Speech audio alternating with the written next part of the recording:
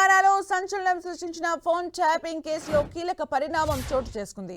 Phone tapping కేసును సుమోటోగా విచారణకు స్వీకరించింది హైకోర్టు. ఈ కేసుపై మంగళవారం విచారణ జరపనుంది సీజే ధర్మాసనం.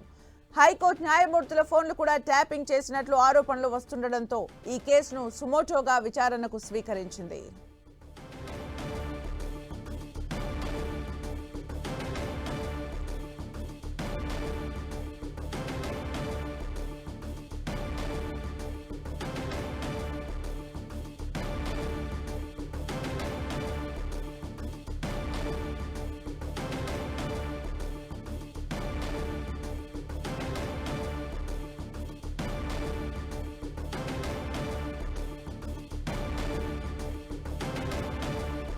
తెలంగాణలో సంచలనం సృష్టించిన ఫోన్ ట్యాపింగ్ కేసులో కీలక పరిణామం చోటు చేసుకుంది.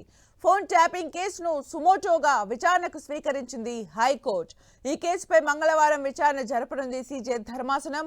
హైకోర్టు న్యాయమూర్తుల ఫోన్లు కూడా ట్యాపింగ్ చేసినట్టు ఆరోపణలు వస్తుండటంతో ఈ కేసును సుమోటోగా విచారణకు స్వీకరించింది.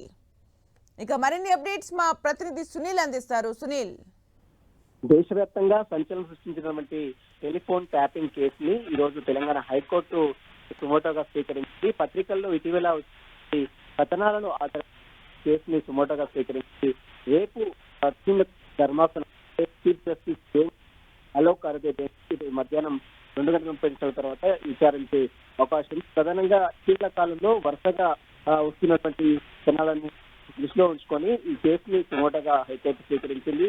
ఇక ఎస్ఐబి మాజీ ప్రభాకర్ రావు, భుజంగరావు, ప్రణీత్ రావు, అదేవిధంగా చాలా మంది ఫోన్లు ట్యాప్ చేసి, అదేవిధంగా గత ప్రభుత్వం బీఆర్ఎస్ 3వ అధికారం రావడానికి ఫోన్లు ట్యాప్ చేసి చేసినట్లు కూడా గత అరెస్ట్ అయినటువంటి భుజంగరావు కావచ్చు, తిరుపతి కావచ్చు, వివిధ మాజీ డీసీపీ రాధాకృష్ణరావు కావచ్చు, వీరందరూ ఇచ్చినటువంటి వాంగ్మూలాలు మొత్తం కూడా ఇటీవల కాలంలో వివిధ పత్రికల్లో రావడం జరిగింది. ఇంకా వీటి ఆధారంగా పత్రికల్లో ప్రచురితమైనటువంటి ఆధారంగా కేసుని సుమోటోగా స్వీకరించి రేపు మధ్యాహ్నము 2 గంటల 30 నిమిషాల ప్రాంతంలో హైకోర్టు చీఫ్ జస్టిస్ అలోక్ అరదే ఈ పిటిషన్ పై విచారించిన తర్వాత మరి ఎలాంటి చర్యలు తీసుకుంటారని మాత్రం చూడాలని చెప్పవచ్చు. Thank you Sunil for the updates.